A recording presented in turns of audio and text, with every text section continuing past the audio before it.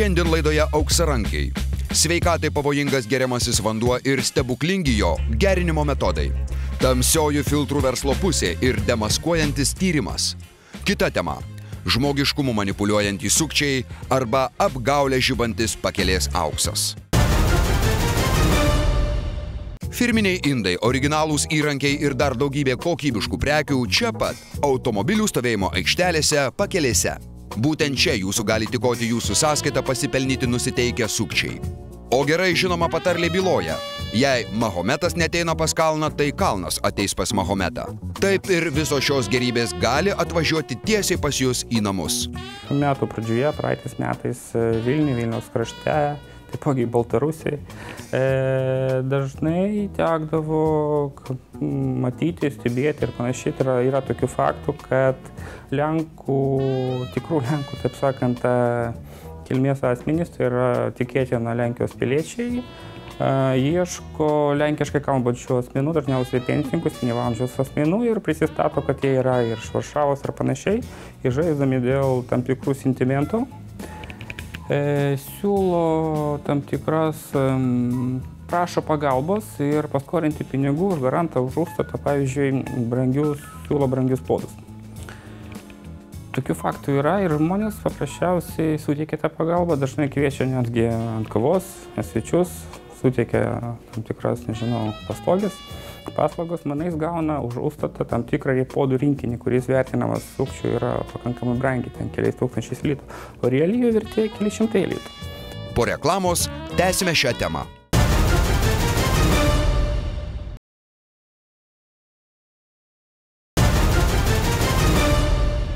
Pareigūnai teigia, kad nustatyti konkrečius tokio tipo veiklos mastus sunku visų pirma dėl to, kad geras sukčius apvynios jūs aplink pirštą taip, kad nei nesuprasite nusipirkę klastotę. Antra, tokie auksarankiai vienoje vietoje ilgai neužsibūna. Iš esmės, jeigu mes kalbam būtent apie šitos kategorijos veikas, tai be abejonės sudėtingumas yra tame, kad vykdytojai sukčiai tai yra sukčiaujantys asmenys linkę šias nusikalstamas veikas, turi tam tikrą savybę, tai yra jie gastroliuoja, migruoja, keičia greitai savo veikimo vietas, tai irgi už šito įvykio vieta yra Vilniaus pakraštys, arba ten, nežinau, Gariūnai, arba ten dar kokia vieta, tai po pietų gali būti ir Kaunas, rytoj Ryga ir panašiai. Viskas priklauso nuo to, kad kaip greitai sugebam reaguoti į jų atsiradimą tam tikroje vietoje. Iš esmės, kiekvienas atvejis, taip 100% pasakyti, kad čia yra sukčiavimas, čia nėra sukčiavimas, tikrai neįmanoma. Tiesa ta, kad pasiūlymų įsigyti klastočių sulaukia net originalias prekes platinančių įmonių direktoriai. Spręskite patys. Tokie kuriozai. Tai paprasčiausias sutapimas ar įspėjimas, bylojantis apie apgavysčių mastus. Mūsų gaminių klastotės yra ganėtinai paplitęs reiškinys. Aš galėčiau tai pasakyti dėl to, kad 26 gegužės šių metų mane patį, užkabino, privažiavo, mašina su lenkiškais numeriais ir pasiūlė įsigyti Cepter produkciją. Ir, sakysim, jeigu mes iš viso turim apie 50 000 klientų, tai tikriausia kažkur tai galima spręsti, kad apie galbūt 200–300 tūkstančių žmonių žino tą firmą. Mažiausia, aš tai manau, kurie buvo tiesiogiai susidūrę, lankėsi prezentacijose. Ir tai yra 10% Lietuvos. O jie pataikė ant manęs. Tai čia galite paskaičiuoti tikimybę, kokia turėtų būti. Tuo labiau, kad yra žinomi atvejai, ir kitose miestuose. Pareigūnai ir su sukčiais susidūrę asmenys teigia, kad tokių apgavikų metodai dažniausiai būna gerai atidirbti, tačiau gali būti atpažįstami. Dažniausiai naudojamos tipinės šabloninės situacijos ir tos situacijos atidirbtos iki mechaninių veiksmų, ta prasme, sukčiai kaip aktoriai šito vietoje labai gerai vaidina ir vaidina pagal tam tikrą schematiką. Yra sukčiai, kurie siūlo už tam tikrą atlygį nupirkti tam tikrą daiktą, kurio vertė iš esmės yra žymiai mažesnė negu siūloma už tą sumą, kurią siūloma pirkti. Dažnai naudojamas tam tikras daiktas kaip užstatas, tam tikrai pinigų sumą išvilioti. Dažnai tam tikras daiktas pristatomas kaip dovana, ar po to prašoma tam tikrų paslaugų už tą daiktą.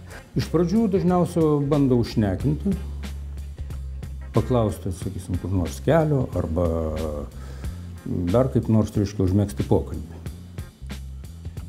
Ir po to pasakoja pasakas, kaip jie važiuoja iš parodos Rusijoje arba į parodą į Rusiją ir turi likučius neparduotus ir jiem reikia juos parduoti, kadangi vežant per sieną yra muitai ir panašios tokias pasakas.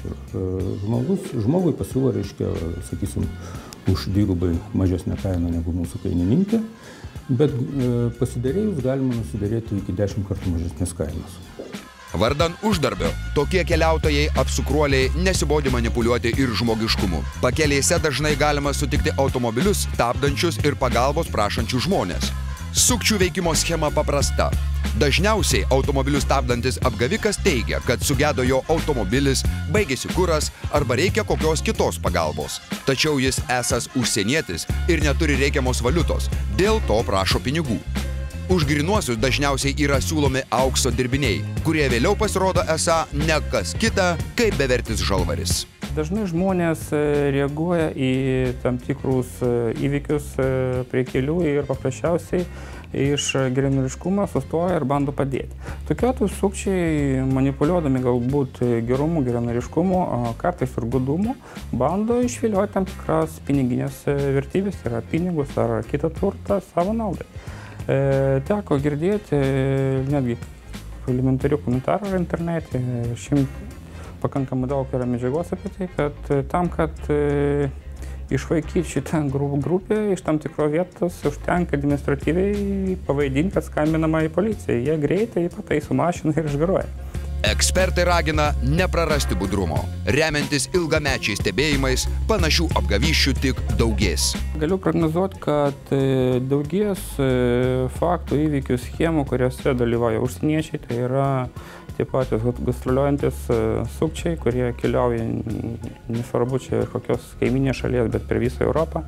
Daugės bandymų realizuoti netgi padirbtos kupiūras per tam tikras šventes. Ir šitoje vietoje patartina tik tai nepasiduoti įtakai, nepasiduoti godumui ir jeigu kyla mažiausias įtarimas dėl šios veiklos, tai skambinti pranešti kompetentingams institucijams.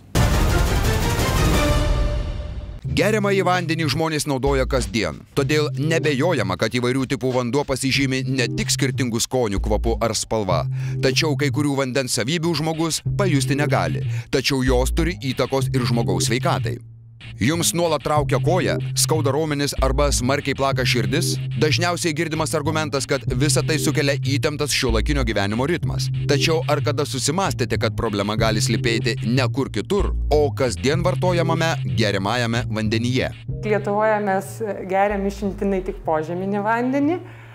Požeminis vanduo yra gerai tai, kad yra giliai paslėptas šiek tiek nuo žmogaus ūkinės veiklos ir todėl, kai jis tampa geriamuoju, jį tenka, nereikia tiek daug ruošti kaip paviršinio vandens. Ir net ir gamtoj kartais yra tokių vietų, kai geriamas vanduo, tas požeminis vanduo nepilnai atitinka mūsų reikalavimus vandeniui.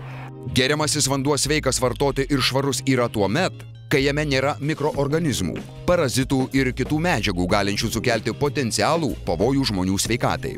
Gamtoje esantis vanduo nėra tik vandenilio ir deguonies junginys. Jame daug įvairiausių ištirpusių mineralinių druskų, kurių sudėtyje yra kalcio, magnio, natrio, kalio, chloridų, sulfatų, rūgščiųjų karbonatų ir kitų.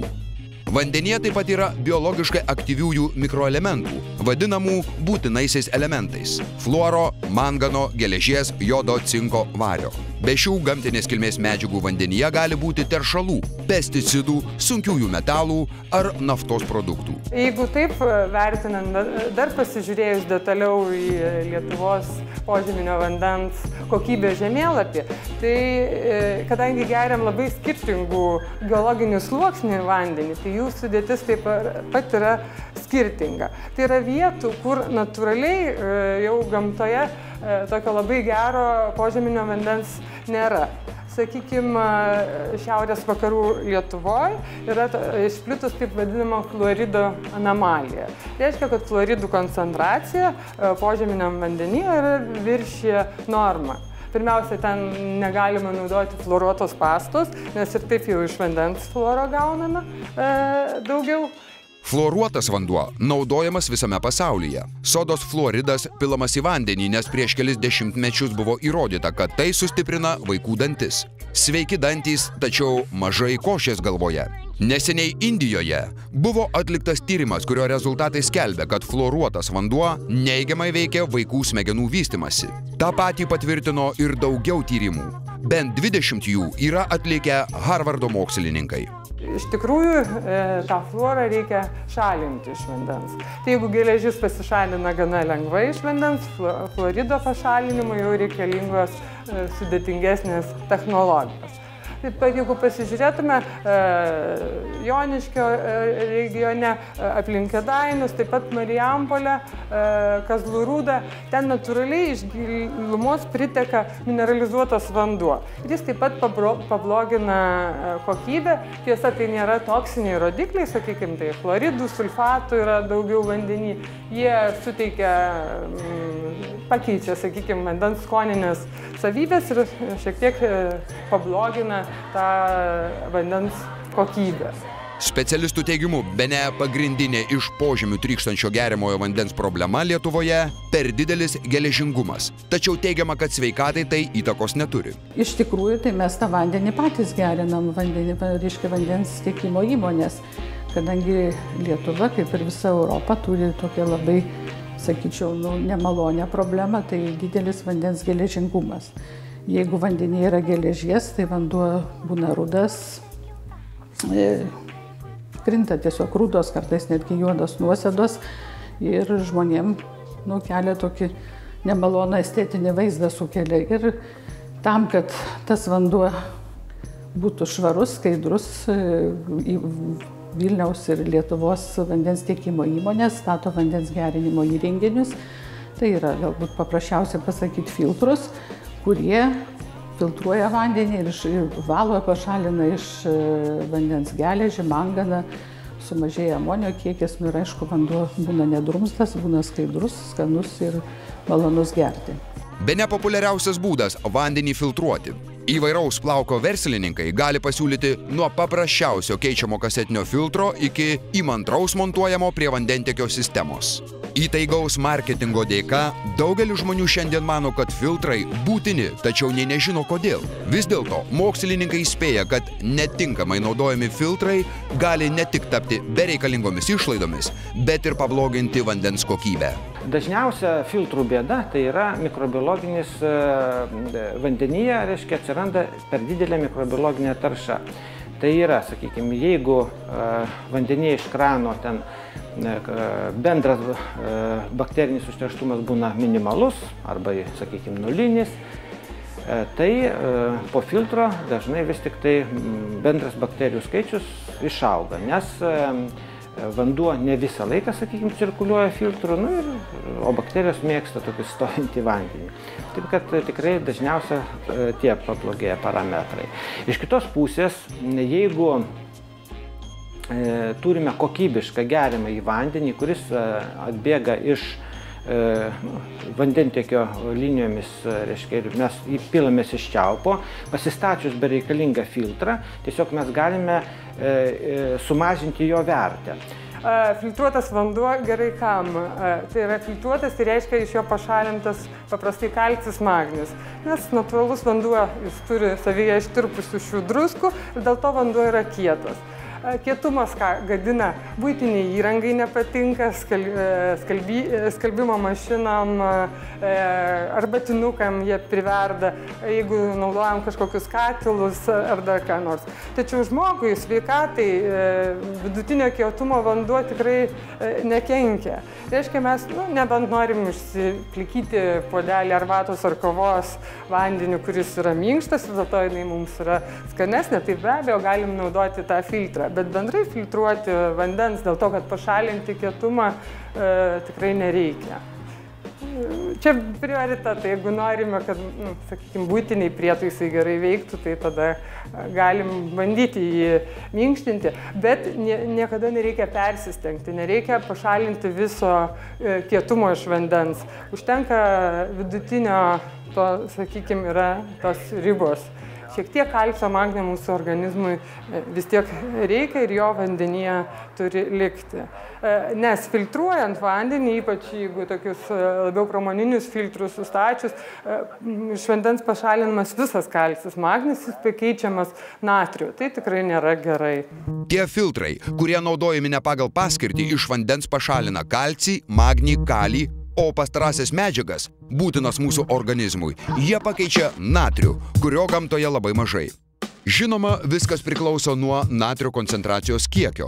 Tačiau, kaip žinia, kūdikiams negalima vartoti vandens, kur natrio koncentracija viršyje 20 mg. Tuo tarpu po filtrų darbo vandenyje gali būti net 200 mg natrio koncentracija. Tai, kad išfiltravus vandenį arbatinuke nesusidaro kalkių, vandens indas lieka švarus ir skaidrus, rodo, kad vanduo tampa jau per minkštas. Jį gerdami mes tiesiog kenkiame savo sveikatai. Kartais tam vandenį būna labai daug geležies, yra tokių atvejų, kad netgi ir nitratų būna. Todėl būtent įvertinus visus kokybės parametrus reikia nuspręsti, ar tas, sakykime, filtras reikalingas ar ne. Ir vaikytis mados jokių būdų nereikia. Jeigu vanduo yra kokybiškas, tai nereikia mėtyti pinigų vėjais ir statytis, pirkti nereikalingų prietaisų. Įtikinti mažai apie vandens kokybę išmanantį žmogų, kad jo vanduo yra pasibaisėtinos kokybės, vieni juokai. Šiek tiek cheminės reakcijas išmanančių auksarankių naguose nekalti įrankiai gali virsti puikia priemonė išmelžti jūsų pinigus.